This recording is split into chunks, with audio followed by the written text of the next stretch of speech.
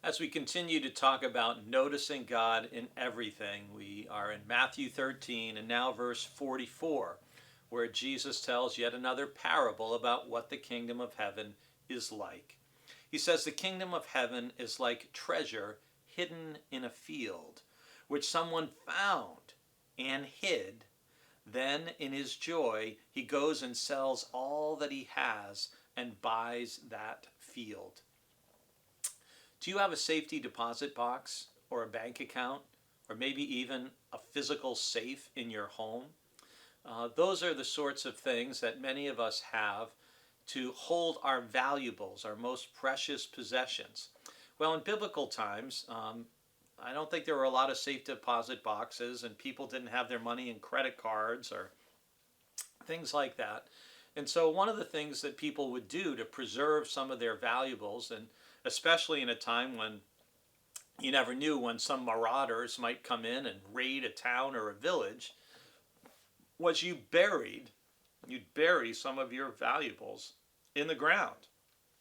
And what could happen is sometimes there were raids, and sometimes people buried treasure and they never lived to return to reclaim them. And so Jesus is using this example. It's the kind of thing where you can imagine people saying, "Hey, did you hear about what happened with Joseph? He was out digging in a field and he found a buried treasure, and he bought the field and now it's his." You can almost imagine that kind of neighborhood gossip sort of story triggering this parable for Jesus. And he's using it now as an image for the kingdom of heaven, that it's like a treasure. It's valuable, but it's also not easily and readily apparent to everybody. It's like a treasure that's hidden in a field.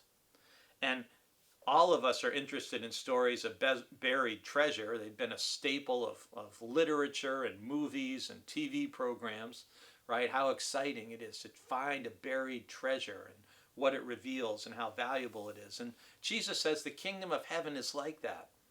But you have to be able to discern this is a valuable treasure, meaning the kingdom of heaven.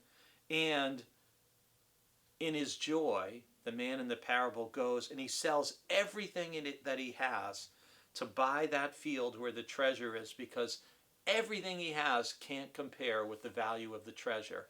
And Jesus is saying to you and to me, that's what the kingdom of heaven is like.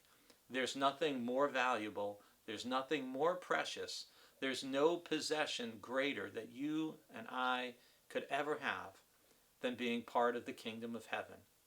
And so it's worth being your number one priority in your life. It'd be worth selling everything you had just to be a part of what God is doing in Jesus.